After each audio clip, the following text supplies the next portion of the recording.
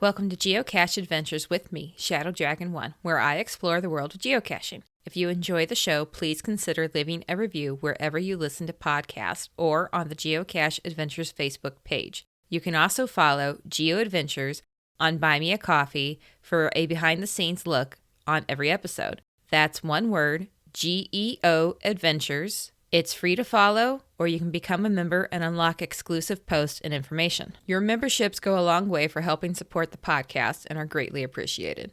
Hi, everybody. Amy, Shadow Dragon 1 here, and with me today is Sonny from the Podcacher Podcast. Thank you so much for joining me. Hey, glad to be here. So, first of all, I like to ask my guests, what is your geocaching name, and how did you get started into geocaching? That's a great question. Actually, my geocaching name has sort of changed over time. Originally, it was iTrax.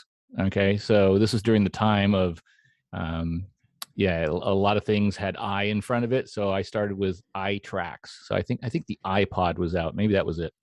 Anyway, so my name was iTrax, and Sandy's name was Foxtail, and she got that name because we were hiking one time, and she got a bunch of foxtails in her socks, and we thought it was kind of funny. But we, instead of being iTrax and Foxtail, after a while, our name eventually became Team Podcacher, which kind of better suited us, and we were more like a geocaching team. And then our son came along, and he became part of Team Podcacher as well. So our current geocaching name is Team Podcacher. And how did you first get into geocaching?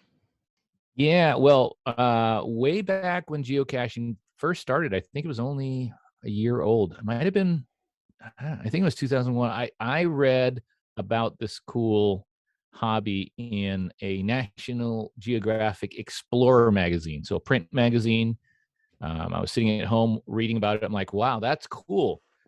And they described how there were geocaches in underwater caves and on the side of cliffs and all this kind of stuff. And I went, that's cool. I wonder if there's any in San Diego. And sure enough, there was some to go find. So I went down to my local store, bought a Garmin dedicated GPS, and I started geocaching. And so that was me. And then Sandy and I were married in 2004, and I introduced her to geocaching via our very first blind date, and eventually my proposal story of how I proposed to her involved geocaching. But that whole thing can be a story for another time. That's pretty neat, though. You guys have been podcasting and geocaching together for a while. Can you tell us a bit about the Podcacher Podcast for somebody who may not be familiar with it? What can they expect when they tune in? Yeah. So the podcast, the way we've always designed it and produced it is it's sort of a variety show. And we try to bring in, of course, everything related to geocaching, but news, tips and tricks, tools of the trade, interviews, stories, and caching trips from all around the world. So we have contributions from a lot of our listeners for the stories and whatnot, and videos and photos. But we also like to kind of mix it up. So we have different entertaining things on there. And so, a variety show. You come listen to it. It's family friendly. That's one of our tenets. We want to make sure that audiences can listen to it in the car, going to go geocaching with their kids and not worry about it. And we just essentially try to mix it up so it's not always one thing. And so far, it's working out pretty good. How long has the podcast been going on for? 17 years. We started in July of 2005. Wow, that is an impressive run. Yeah, we're getting very close to show number 800 pretty soon. Do you guys ever have moments where you're trying to plan topics and you just, after 17 years, aren't sure what you're going to do anymore? Occasionally, but like I said, we get contributions from our listeners. So sometimes they will provide sometimes a great deal of things that go into our podcast, and other times they just provide us with maybe a talking point, a topic. And then Sandy's the producer of the show, so she might get an idea or bounce it off me, and then we get it ready for the weekend. Sometimes that's easier. Sometimes we actually have a surplus, if you will, of material. And, unless we make the show 2 hours long, we have to cut it. And so we leave some stuff for the following week. Other times it's lean, and we're like, okay, what, we have a topic, but it's not necessarily going to be 35 minutes worth of material. So what do we do? And that's when we sometimes will look into our archives. We have a method where we will set aside material and say, okay, this is timely and this one's timeless. And so those things that aren't necessarily timely, we can set off to the side and say, okay, this would be a good time to talk about this particular thing. So yeah, it varies. Sometimes we have an overabundance. We'll have to make 2 shows on a certain topic. There's just so much. And in fact, on times that we go to a geocaching event of magnitude, like, one of these huge events, we might have to spread it over multiple shows, like 3 or 4 shows. Wow. And how often does the podcast come out? Is it weekly or bi-weekly, or how often? Every week. Every week. Every single week. Yeah. Besides this awesome podcast you guys have, you're here to talk to me today about the World Wide Flash Mob Geocaching Event. Mm-hmm. Yeah. So for people that may not be familiar with this, can you kind of give us an idea of what a worldwide flash mob event is? All right. Yeah. So on the show, we talk about it as the WWFM, the World Wide Flash Mob. And so let me give you a little bit of background. Sandy and I attended many mega events where there are these huge events that span multiple days with so many activities, and they have food and lunch and dinner and all this stuff, shows and etc. And I came back from that, and I'd heard about flash mobs in general, and I was aware of them, but wasn't completely. So I looked into it, and what they are, obviously a flash mob, a whole bunch of people get together, do something strange for a quick amount of time, stun the locals, right? The local muggles, like, what just happened? And I thought, hey, we should do that for geocaching. And so I thought about doing it here in San Diego, but then I thought, you know what? We've got a worldwide audience. We've got people around the world listening to the show. Why not make it a worldwide event? And so that's when it was born, the Worldwide Flash Mob. We started in May of 2007, and we basically said, we're going to do one in San Diego. Why don't you out there listening all around the world organize yours? The entire thing is going to be 15 minutes or so. And then we kind of encourage other people, and people took to it. They loved the idea of being somewhere public, doing something strange, pretty harmless, gets them in the spotlight for a short amount of time, and basically is the opposite of a huge mega event. So it's instead of a big mega event lasting several days, it was basically the shortest event that we can think of. And we decided to say, we'll still have giveaways, we'll have some activity, and then of course we've got to have the event meal, which traditionally here in San Diego is Hershey's Kisses. So we give everybody gets one Hershey's Kiss as their event meal, and then we have little giveaways, and then everybody disperses and goes back into the woodwork. That's awesome. So yeah, when you guys put this out there for the very first time, mm-hmm. What kind of participation did you expect to get? Well, it's kind of like anything else, I mean, we weren't really risking anything with it, right? So we didn't know what kind of participation we were going to get, but we wanted to do it anyway. It's going to be fun. I really enjoy doing like things to just kind of check to see what the the environment's like. So when we first started in 2007, we did it once, and we said, oh, that was pretty good. Around the world, there's only 2 countries that participated, but there was a total of 20 events. Okay. And 1,000 people. And then so we said, let's do it again. So we did it in November, and 83 events. So from 20 to 83. And then 9 countries, the United States being one, but 9 countries participated. And the second Worldwide Flash Mob, number 2, we already had 4,000 people from 1,000, and it just grew and grew and grew. But there was a pinnacle. There was a point where the most amount of people, the most amount of countries showed up, and then after that, it sort of faded a little bit. I think flash mobs in general have it's sort of been done.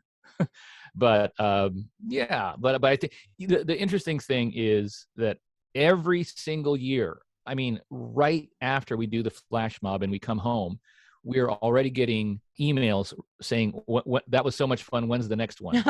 When's the date for the next one? And we're like, oh my gosh, we just got home from the one we just did. So that's pretty cool. Yeah. So how often do they happen? Is it once a year, every 6 months? How often do you plan it? Yeah, well, that's a good question. So the first 3 years we did it twice a year. We did it approximately May and then approximately November. And part of the reason for that was we wanted to make sure that we were being cognizant of both the northern and the southern hemisphere, and so it gave people a chance to choose which when they wanted to do. But it just kept growing. However, we decided that after a while we stopped doing it twice a year. I think it was in 2009 to 2010. Then we started doing it once a year. Yeah. Okay. And when is the next one scheduled for? The next one is scheduled for September 24th of 2022. September 24th. Yeah, September 24th. There is time to plan. Yeah, there is. Mm-hmm. If people want to participate, how do they join into the Worldwide Flash Mob? Are there guidelines? Are there regulations? Does everybody do the same thing? Are they responsible for coming up with their own idea? How does this work? So my biggest suggestion is to go to GC, so like geocaching, GCWWFM.com. And so again, that's GCWWFM.com for Geocaching Worldwide Flash Mob.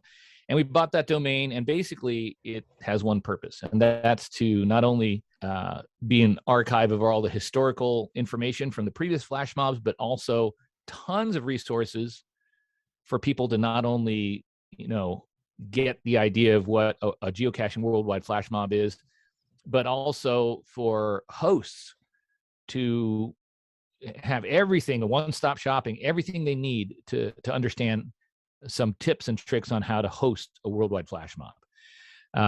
We tried to really lower the entrance threshold, so to speak, of anybody who wants to host a worldwide flash mob and what you need to do.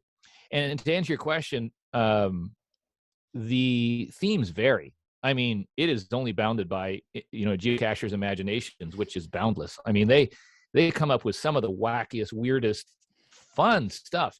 And we've had participation, again, from around the world, from Switzerland and Germany, that is just astounding on both what they do and the number of people that show up to these things. So it's a lot of fun. As a participant, it'll show up as an event near you. So you can just show up, read the event page, find out what it's all about. Maybe everybody's dressing in raincoats, or maybe you're supposed to bring bubbles, or I don't know, prepare to be a mime. But whatever it is, you want your local group to be unified somewhat.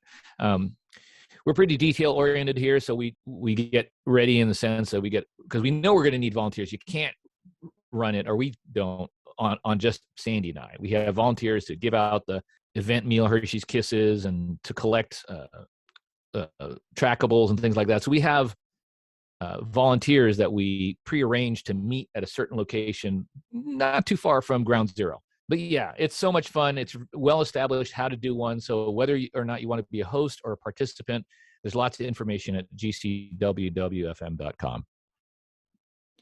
Your local ones that you host, what kind of size scale do you typically see for those? You know what? They go above and slightly below 200. Wow. Yeah. We'll show up at a park and there might be, I don't know, I think we hit 280 one year, and then, some years it's 180.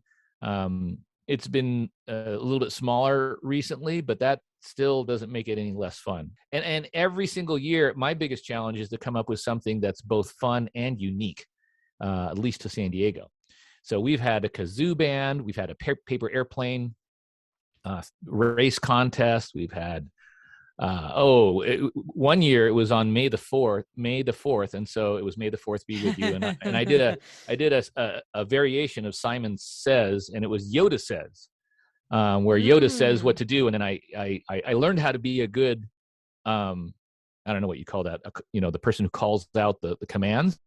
I went online and I learned how to do that, and at first I thought I would do the whole thing, in Yoda's voice. But I couldn't keep it up for the whole event.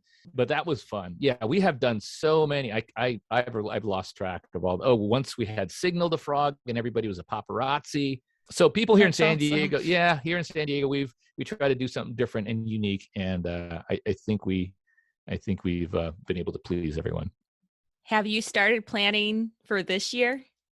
Yeah, we have. I already have some ideas, but I'm not going to give it away. That's top secret. Enough. That's top secret. But we already have an idea of what we're going to do. But each time it's, one of the greatest challenges, at least here in San Diego, because of the amount of people that show up, is where do you host it? You don't want to make it so everybody has to pay for parking. So you got to find a place that's got a lot of parking. Right. And so you might think, oh, we'll just go to this place because there's a lot of parking. Well, another thing is you don't want to go to some place that is barren, like is in the middle of nowhere. Because you can find a place that has a lot of parking, but then who's going to see you, and what good is it if all of your zany antics are only seen by the local flora, right? You want it so that you're somewhere in the middle of muggles. And you can do something silly and goofy and sort of get recognized. So many times here in San Diego, we've chosen areas that are large, free parking, and public spaces where we know we're going to run into a lot of muggles. So do you tend to move around the location from year to year then? Yeah, we do. We try to use, and if you're familiar with San Diego, or just take a look at it on the map, there's lots of options. We've got San Diego Bay, Coronado Island. There's lots of beaches. There's Mission Bay, but there's Old Town. But one place that we've hit several times is Balboa Park, and that's a large public park here in San Diego that actually has more square mileage than Central Park in New York. Oh, so it's rather large, and it's got a lot of charm and character to it. So we've chosen that location many times because of those limitations that I spoke of, the parking as well as a public place where we can be goofy. With such large numbers, I imagine COVID really put a dampener on this event the last couple of years. Especially the first year, the whole world was, and in San Diego, it's just better to be safe than sorry. And right. As we were finding out more and more, I support the cautionary stance of it. Like, well, we don't know, and I'm not going to jump to a conclusion that, we're fine. So yeah, it did, and I respected the safety of all the participants. Really, I mean, if we encourage people to say, "Hey, let's have a World Wide Flash Mob," I would, I feel responsible if it caused some kind of outbreak somewhere. Right. Yeah, that could get out of hand real quick. Well, it could, and one thing is we are the organizers of the central one here in San Diego for other people. And that's the other thing I don't know if I mentioned.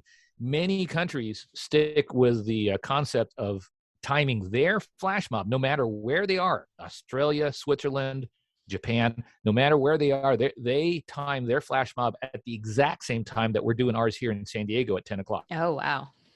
So that might be 3 a.m. And it's surprising how many geocachers will get up to be at a worldwide flash mob at 3 a.m. Other countries have decided, okay, we'll do it at our time on the same day. but it's surprising that happens. But anyway, so yeah, we had to be careful to say, we're going to hold a worldwide flash mob and have people make decisions, and then maybe do something that's unsafe during the height of the pandemic. Right. Well, hopefully this year, fingers crossed, everything goes smoothly and that event is able to move forward. Yeah. We're relying on all the geocachers and hosts to be prudent about and wise about what they do, where they do it, et cetera, et cetera. But I think with some precautions, it can be done safely. For the most part, it's held outdoors. Most of them hold it outdoors, and so there's that level of safety. And I remember one year, one country decided to do it, and they everybody was like 6 feet apart.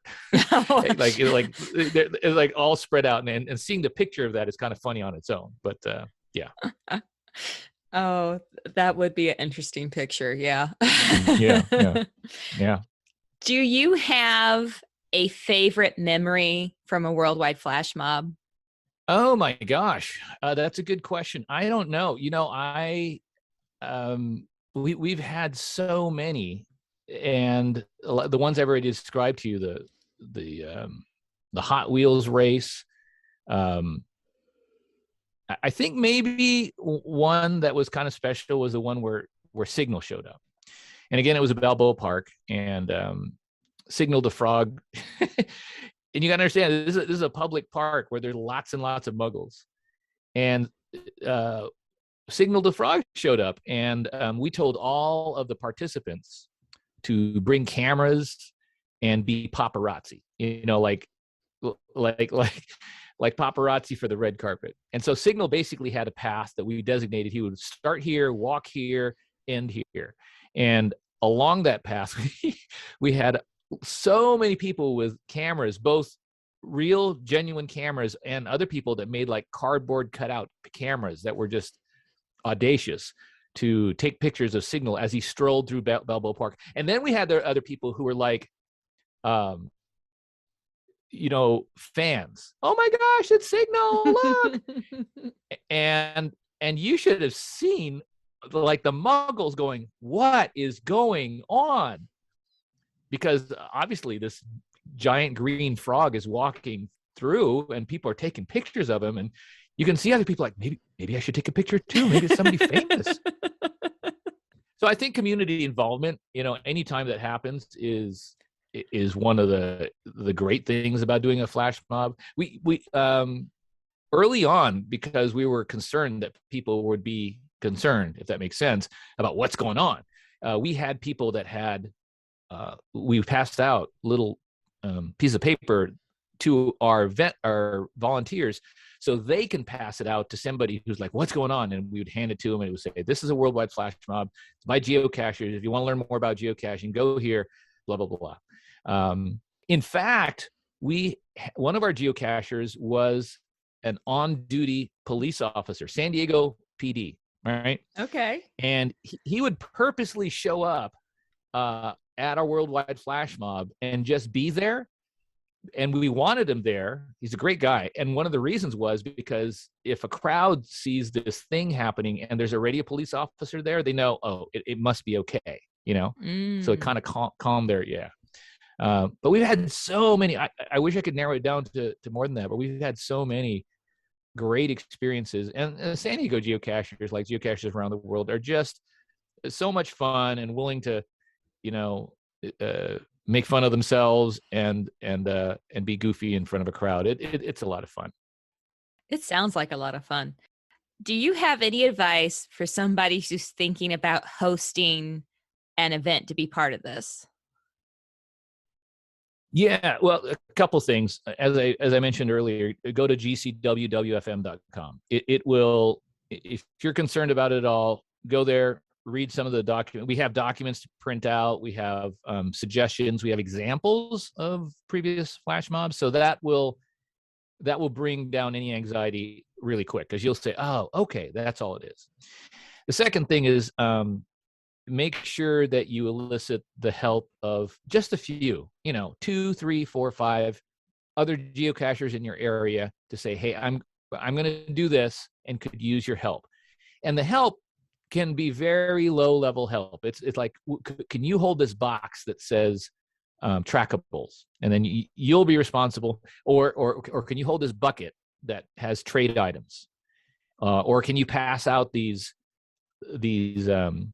we learned a long time ago, there's no way you're going to be able to pass around a single logbook for everybody to sign, right? Right. So one of the things we learned was we print up little strips of paper that is a log sheet.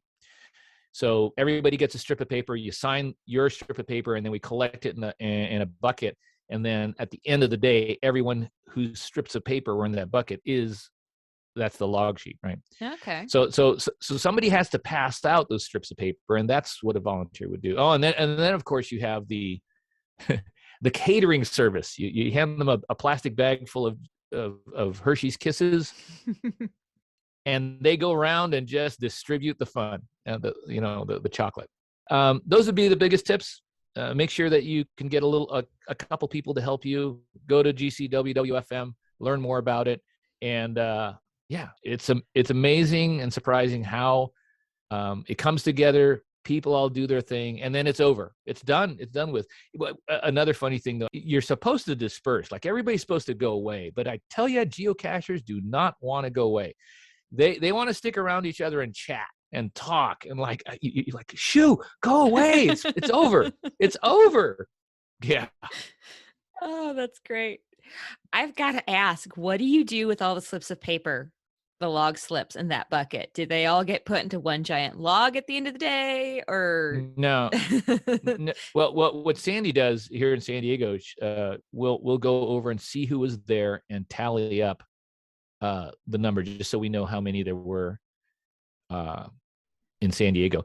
And by the way, we have and it's been going on for a while. I don't know if she's going to volunteer this year, but we have a volunteer podcaster, listener, geocacher named Fluteface, who is very detail oriented and keeps and tracks the other geocaching flash mobs around the world, so we can get a total from those other ones as well. Okay. So, but to answer your question, our slips of paper, basically we kind of log and see who was here, how many, because like one slip of paper might count for 3 people in a geocaching family, right? So that's 3 people. So we just kind of keep track of it, and then we realize, oh, we had 250 today, or whatever. Yeah. Okay. Yeah. Is there anything else about the World Wide Flash Mob event that we should know? No, just to kind of mark your calendars for that date coming up on September 24th. If you want to participate, I would. Oh, here's another tip. If you are somebody who doesn't feel comfortable being the organizer, find the person who is in your local area, right? And because sometimes all you have to do is give them the idea, wind them up, and let them go. And so if there's somebody in your local area who is like choice to be the Worldwide Flash Mob host, let them know about this. Point them to gcwwfm.com and say, wouldn't this be fun to do here? And I'll help you, and let them go, and then they can host it, figure out something fun, and get it rolling. But as far as what to do, I would look out for the event that's near you, because they happen in so many places that you're most likely bound to be able to get to one. And if not, consider hosting one yourself. We've made it as easy as possible. It's a lot of fun. You won't regret it. There have been flash mobs of all different shapes and sizes. Genuinely, I mean, you don't have to have 200 people show up. Even if you have, 5 or 10 of your best friends showing up to just be goofy in a public place for a short amount of time is still a lot of fun. So I'd encourage you to take a look at gcwwfm.com. Encourage somebody in your local area to put the event together, and we can all share this shared geocaching worldwide experience together on that same day. That sounds awesome. Yeah. So for the cache highlight this week, you have agreed to do a cache highlight for us, and this one is GC7YFR2, Pirates of Misty Cove Dead Man's Chest. Yeah. So tell us about this one. It looked like, I looked it up earlier, it was a mystery puzzle cache. Yeah. So this was a 5-5 cache in Georgia. It was on a lake, and it was on an island in a lake. And we were out in Georgia because we were out there for the Geocaching event that we love to do each year. And I believe this was prior to the event actually happening. We had a couple of our listeners from Australia come out, and they said they wanted to rent a boat and wanted to get a bunch of caches around this lake in Georgia. So of course we said sure. And so Graham and Kitty Cache rented a boat, and a bunch of us piled in. And on this lake, there were several caches we got, but the coolest one was this Pirates of Misty Cove. And it was a pirate themed cache. And it had really cool ambiance. You walked onto the island, and there's no other way to get onto this little tiny island except by a boat. But when you got there, there was like, they had put so much effort into it to make it cool. They had put out stuff that you might see at Halloween time, like skeletons and tombstones and yeah, full skeletons and skulls and pirate things and so when we got there, we felt like, wow, we were being treated to somebody's hard effort. This is not a simple film can under a lamppost skirt, some thing that somebody just threw out there. And at the end, there was a twist, but it really was a group effort. And we were first to find. Oh, really? Yeah.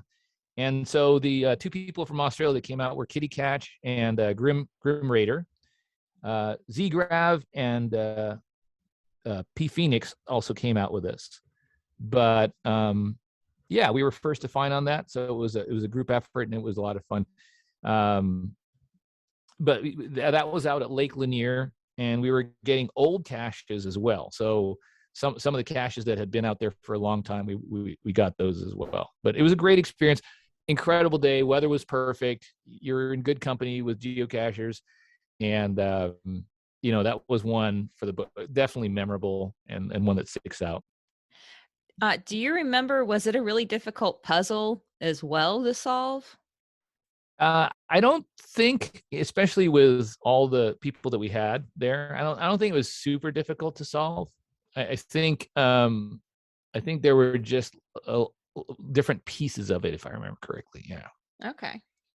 Well, it sounds like a lot of effort went into that. It sounds like a really, really neat setup that they had for that. Yeah.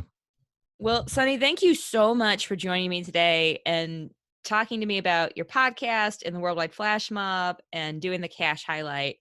I really appreciate you taking the time to do this today.